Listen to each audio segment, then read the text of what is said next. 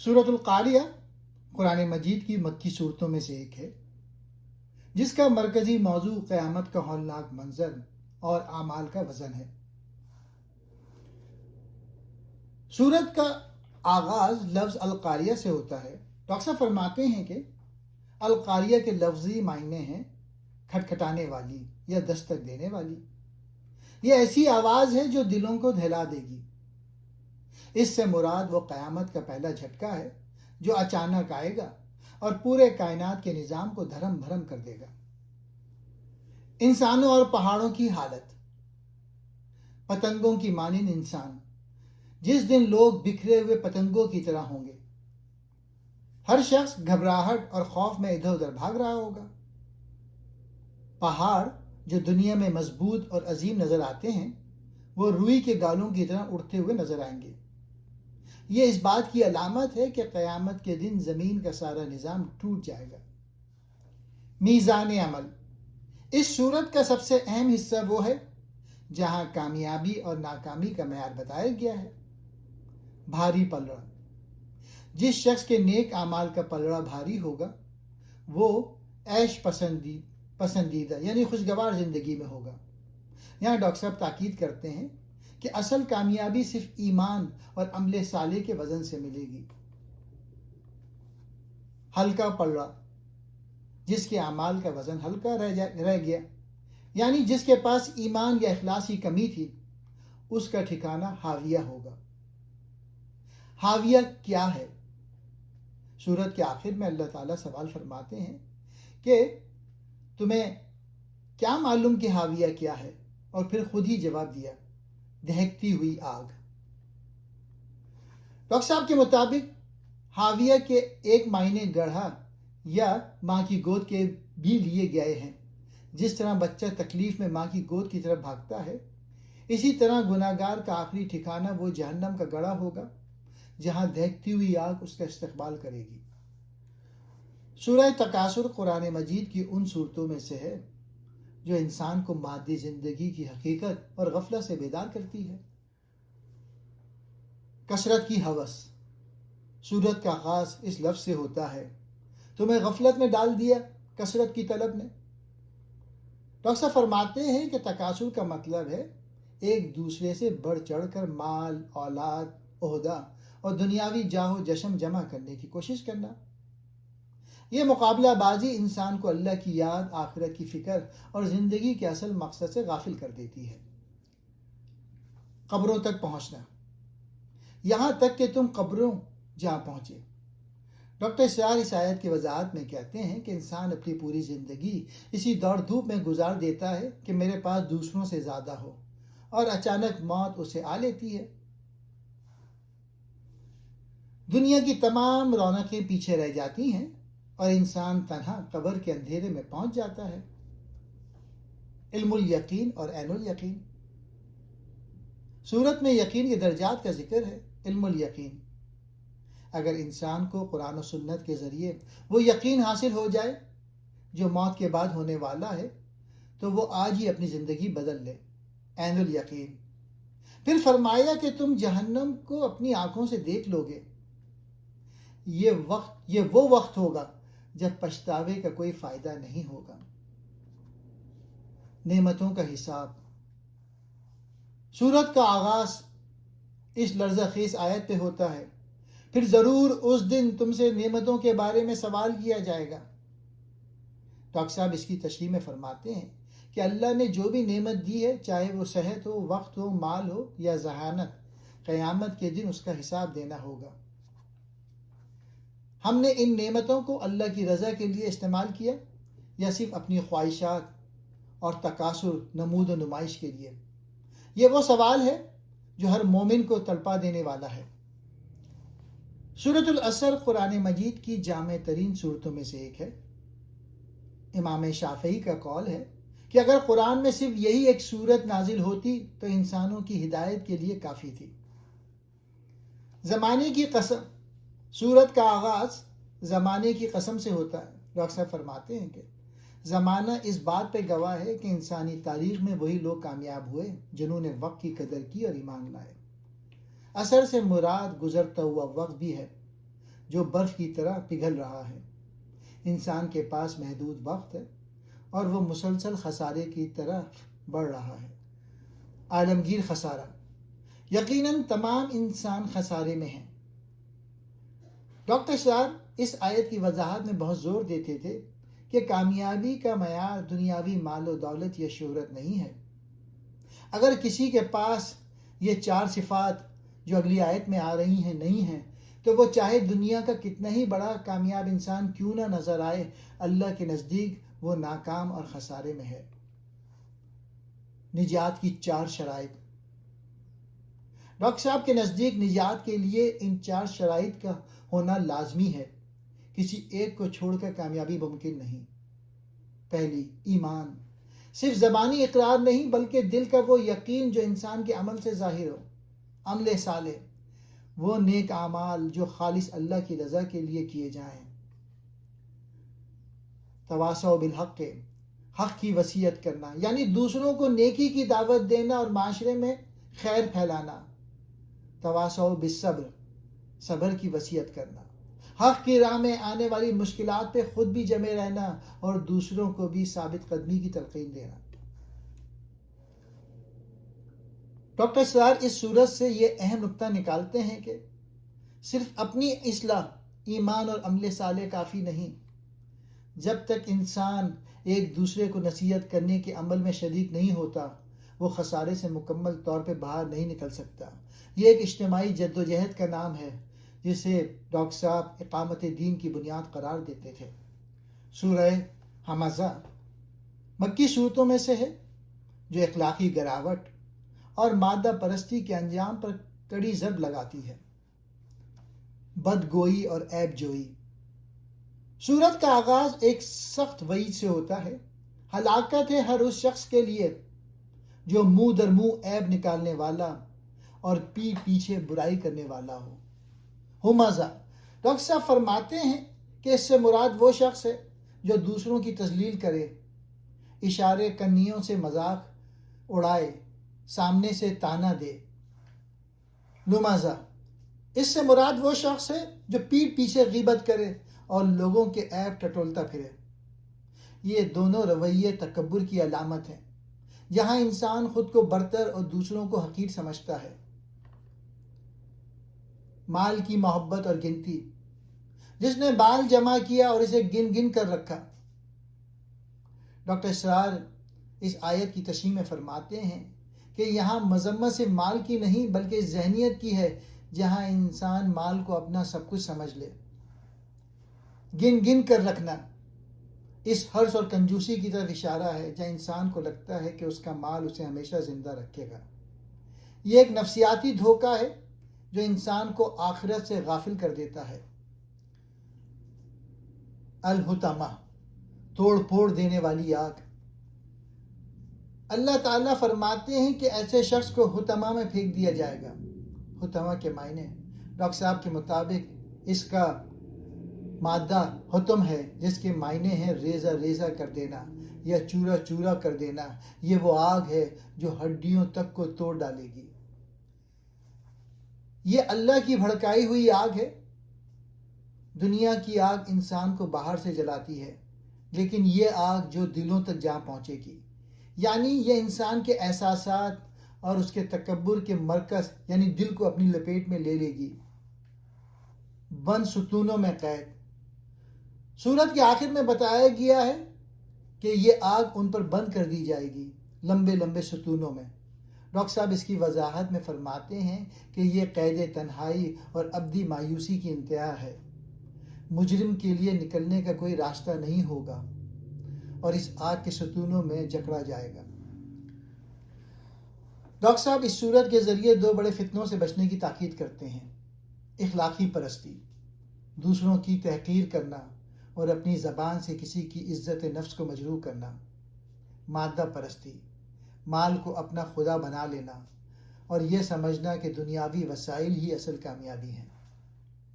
سورۃ الفیل قرآن مجید کی ایک اہم تاریخی سورت ہے جو مکے میں نازل ہوئی۔ پس منظر: ابراہہ کا حملہ۔ ڈاکٹر فرماتے ہیں کہ یہ واقعہ نبی کریم صلی اللہ علیہ وآلہ وسلم کی پیدائش سے چند ماہ پہلے پیش آیا۔ یمن کے گورنر ابراہا نے مکے کی مرکزیت ختم کرنے اور خانہ کعبہ کو گرانے کے لیے ایک بڑا لشکر تیار کیا، جس میں ہاتھی بھی شامل تھے۔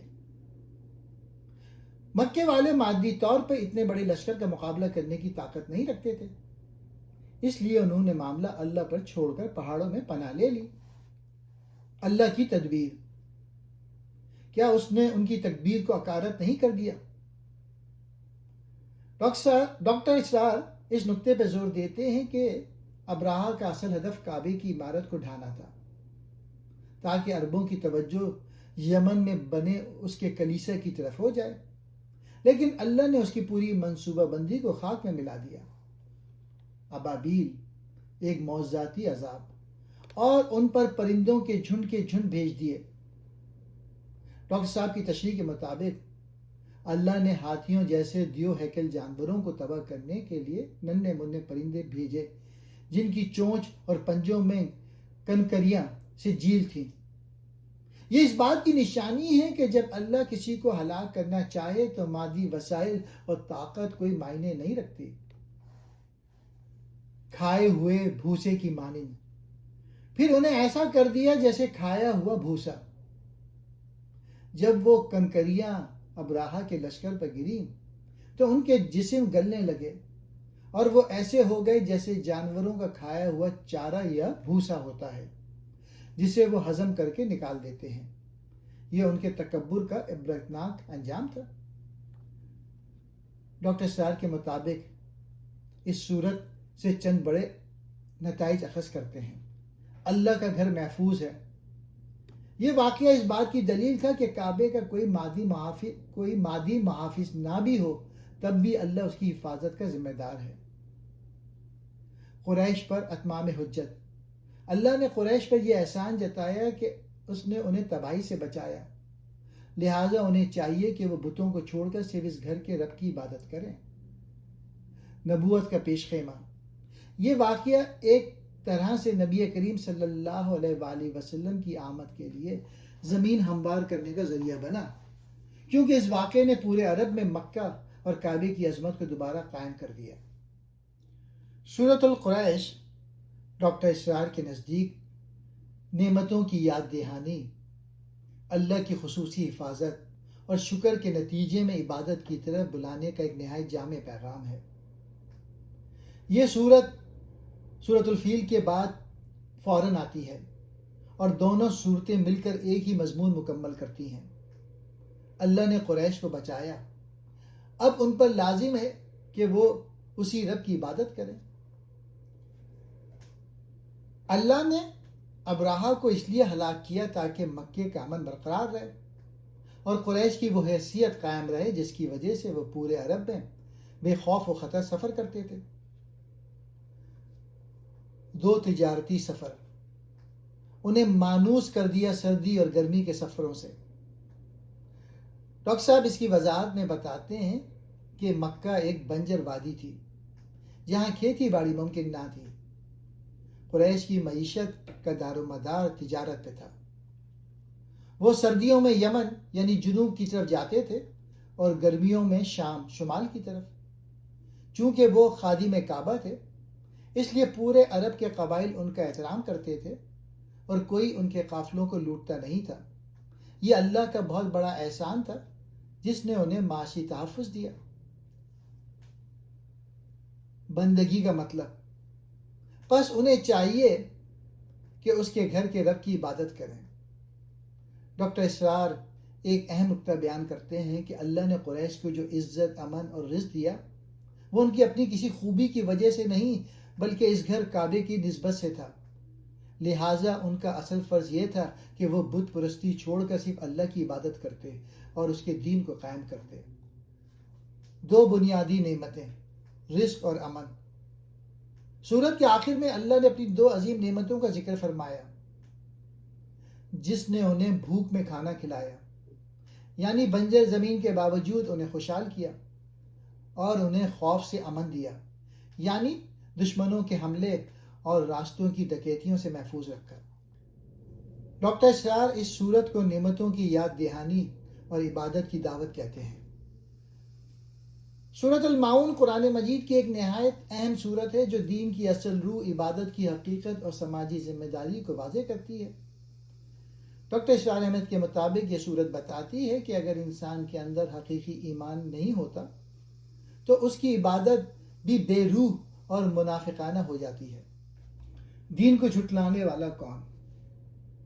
سورت کا آغاز ایک سوال سے ہوتا ہے، کیا آپ نے دیکھا اس شخص کو جو جزا و سزا کو جھٹلاتا ہے؟ ڈاکٹر صاحب فرماتے ہیں کہ یہاں دین سے مراد قیامت کے دن کا حساب کتاب ہے۔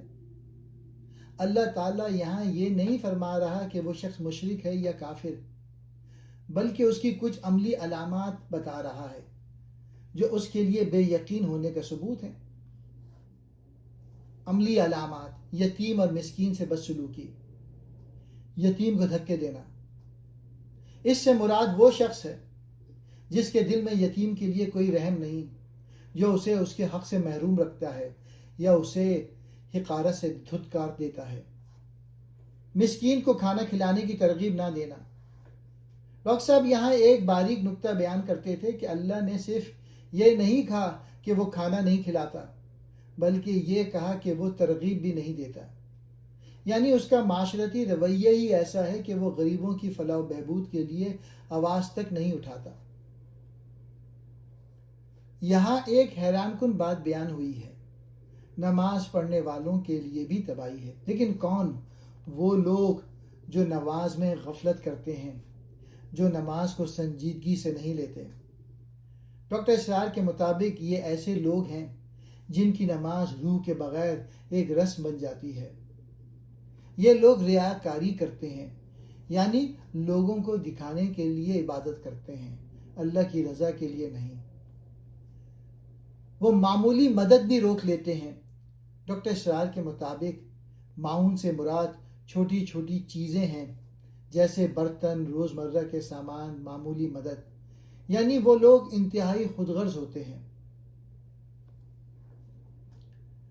ڈاکٹر اسرار کے مطابق سورت کا مرکزی پیغام آخرت پہ حقیقی ایمان انسان کے اخلاق کو بدل دیتا ہے۔ دین صرف عبادت نہیں بلکہ معاشرتی انصاف بھی ہے۔ یتیم اور مسکین کی مدد دین کا اہم حصہ ہے۔ ریاکاری عبادت کو بے معنی بنا دیتی ہے۔ سورۃ الکوثر ڈاکٹر اسرار کے نزدیک نبی اکرم صلی اللہ علیہ وآلہ وسلم کی تسلی، آپ کی عظمت کا اعلان اور دشمنوں کی ناکامی کی خبر ہے۔ یہ سورت نہایت مختصر ہے، مگر اس میں رسول اللہ کی شان، اللہ کی نعمتوں اور عبادات کے اصل مقصد کا جامع پیغام موجود ہے۔ ڈاکٹر اسرار کے مطابق الکوثر ایک جامع لفظ ہے جس کے کئی معنی ہیں اور سب بیک وقت مراد ہیں۔ خیر کثیر یعنی بے شمار بھلائیاں، نبوت اور قرآن، امت محمدیہ کی کثرت، قیامت کے دن حوض کوثر، آپ صلی اللہ علیہ وآلہ وسلم کی شان اور ذکر کی بلندی۔ ڈاکٹر اسرار کہتے ہیں کہ یہ آیت نبی صلی اللہ علیہ وآلہ وسلم کے دل کو تسلی دینے کے لیے نازل ہوئی۔ بے شک آپ کا دشمن ہی ابتر ہے۔ ابتر کا مطلب ہے جس کی نسل یا اثر ختم ہو جائے، جو تاریخ میں بے نام و نشان ہو جائے۔ ڈاکٹر اسرار احمد کے مطابق مکے کے کفار رسول اللہ کو ابتر کہتے تھے کیونکہ آپ کے بیٹے وفات پا گئے تھے، لیکن اللہ نے فرمایا اصل میں رسول صلی اللہ علیہ وآلہ وسلم کا پیغام ہمیشہ زندہ رہے گا اور دشمن مٹ جائیں گے۔ ڈاکٹر اسرار احمد کے مطابق سورت کا مرکزی پیغام، اللہ اپنے نبی کو عظیم نعمتیں عطا کرتا ہے۔ اللہ کی نعمتوں کا شکر عبادت کے ذریعے ادا کرنا چاہیے۔ اللہ اپنے دین اور اپنے رسول کی حفاظت کرتا ہے۔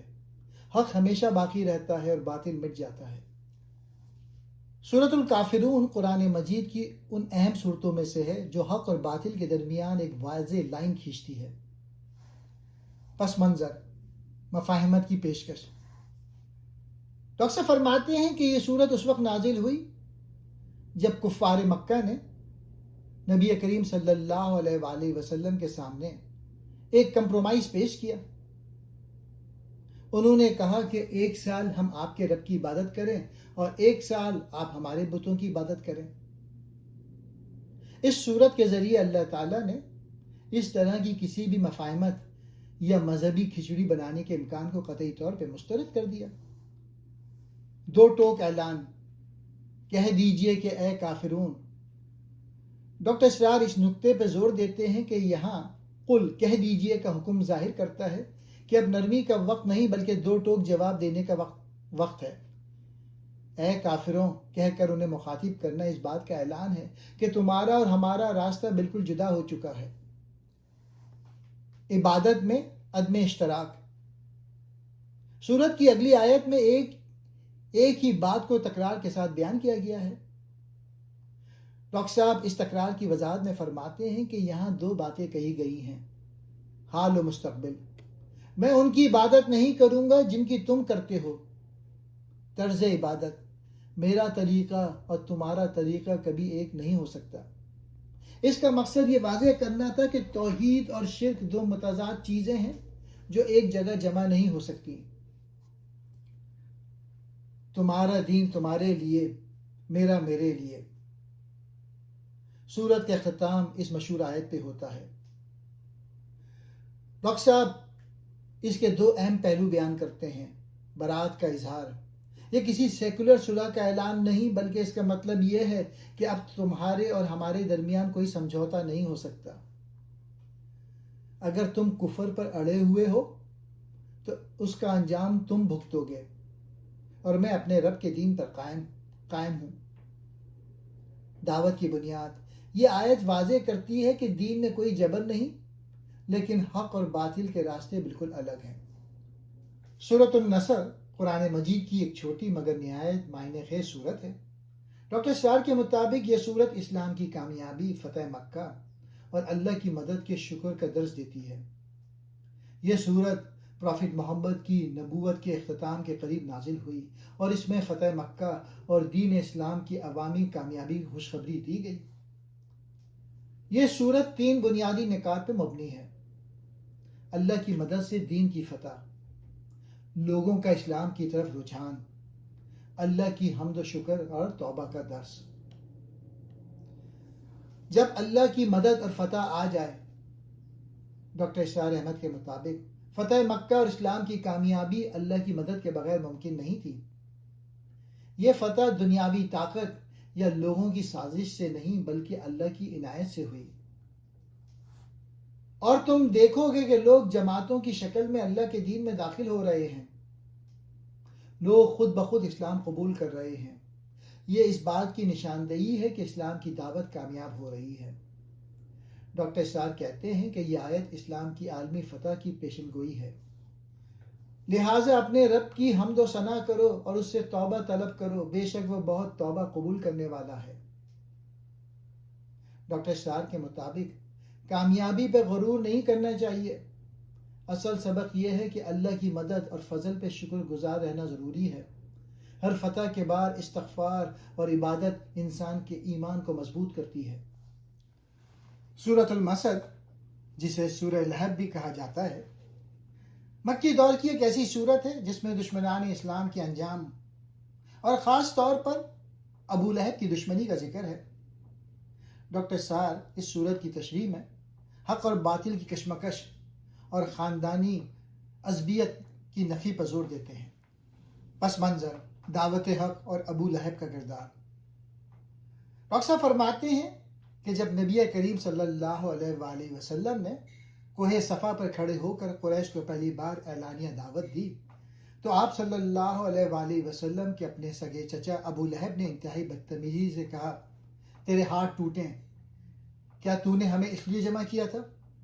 اس گستاخی کے جواب میں اللہ تعالیٰ نے یہ سورت نازل فرمائی جس میں ابو لہب کا نام لے کر اسے وعید سنائی گئی۔ قرآن میں یہ واحد مثال ہے جہاں دشمنان رسول صلی اللہ علیہ وآلہ وسلم کا نام لے کر اسے بد دعا دی گئی۔ ابو لہب کے ہاتھ ٹوٹ گئے، ابو لہب کے دونوں ہاتھ ٹوٹ گئے اور وہ ہلاک ہو گیا۔ ڈاکٹر صاحب اس کی تشریح میں فرماتے ہیں کہ ہاتھ ٹوٹنا دراصل اس کی طاقت، اس کے اثر و رسوخ اور اس کے غرور کے خاتمے کا استعارہ ہے۔ وطب کا مطلب ہے کہ واقعی ہلاک ہو گیا، یعنی یہ پیشن گوئی اس کی زندگی میں ہی کر دی گئی تھی کہ اس کا انجام عبرتناک ہوگا۔ مال اور اولاد کا بے سود ہونا۔ اس کا مال اور جو کچھ اس نے کمایا اس کے کچھ کام نہ آیا۔ ابو لہب کو اپنے مال اور اپنی اولاد پر بڑا ناز تھا۔ وہ کہتا تھا کہ اگر محمد صلی اللہ علیہ وآلہ وسلم سچے ہوئے تو میں اپنا مال دے کر اللہ کے عذاب سے بچ جاؤں گا۔ ڈاکٹر اسرار فرماتے ہیں کہ یہ آیت ہر اس شخص کے لیے سبق ہے جو یہ سمجھتا ہے کہ اس کا مادی سرمایہ اسے اللہ کی پکڑ سے بچا سکتا ہے۔ ابو لہب کی بیوی اور اس کی بیوی بھی جو ایندھن اٹھانے والی ہے۔ ابو لہب کی بیوی ام جبیل نبی کریم صلی اللہ علیہ وآلہ وسلم کی دشمنی میں اس قدر آگے تھی کہ وہ آپ صلی اللہ علیہ وآلہ وسلم کے راستے میں کانٹے بچھاتی تھی۔ ڈاکٹر صاحب کے مطابق اسے ایندھن اٹھانے والی اس لیے کہا گیا کیونکہ وہ جہنم میں اپنے شوہر کی آگ کو مزید بھڑکانے کا سامان کرے گی۔ اس کے گلے میں کھجور کی چھال کی رسی ہوگی جو اس کی ذلت کی علامت ہے۔ سورۃ الاخلاص قرآن مجید کی اہم ترین صورتوں میں سے ایک ہے جسے نبی کریم صلی اللہ علیہ وآلہ وسلم نے 1/3 قرآن قرار دیا ہے۔ پس منظر، اللہ کا تعارف۔ ڈاکٹر صاحب فرماتے ہیں کہ مشرکین مکہ نے جب نبی کریم صلی اللہ علیہ وآلہ وسلم سے سوال کیا تھا کہ آپ اپنے رب کا نسب بیان کریں، اس کے جواب میں یہ صورت نازل ہوئی جس نے اللہ کی ذات کے بارے میں تمام غلط فہمیوں اور مشرکانہ تصورات کو جڑ سے کاٹ دیا۔ احد، اللہ کی یکتائی، قل هو اللہ احد، کہہ دیجئے کہ وہ اللہ ایک ہے۔ ڈاکٹر صاحب اس پر بہت زور دیتے ہیں کہ یہاں واحد کے بجائے احد کا لفظ استعمال ہوا ہے۔ احد کا مطلب ہے ایسی ہستی جو اپنی ذات، صفات اور حقوق میں تنہا ہے اور جس کا کوئی جز یا حصہ نہیں، وہ ہر اعتبار سے یگانہ ہے۔ الصمد، بے نیاز ہستی۔ اللہ الصمد، اللہ بے نیاز ہے۔ ڈاکٹر اسرار اس لفظ کی تشریح میں فرماتے تھے کہ صمد وہ ہستی ہے جو خود کسی کی محتاج نہ ہو لیکن پوری کائنات اس کی محتاج ہو۔ وہ ایسی چٹان کی طرح ہے جس میں کوئی سراغ یا خلا نہ ہو، یعنی وہ مکمل اور ہر کمی سے پاک ہے۔ تولید اور رشتہ داری کی نفی۔ لم یلد ولم یولد، نہ اس نے کسی کو جنا اور نہ وہ کسی سے جنا گیا۔